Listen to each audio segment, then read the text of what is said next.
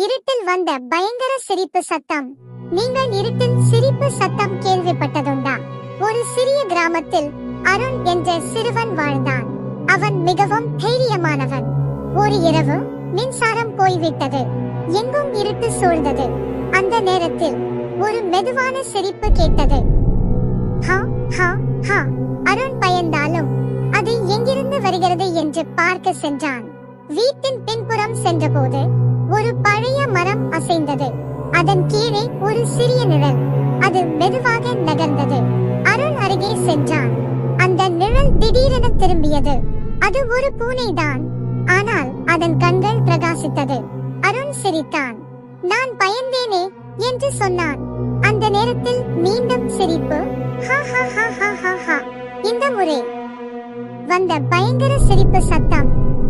அவன் பின்னால் இருந்து அந்த பயங்கரமான சிரிப்பு சத்தத்தை கேட்ட பிறகு அவன் தன் வீட்டிற்குள் ஓடிச் சென்று கதவை பூட்டிக் கொண்டான். மேலும் சுவாரஸ்யமான கதைகளுக்கு follow G360.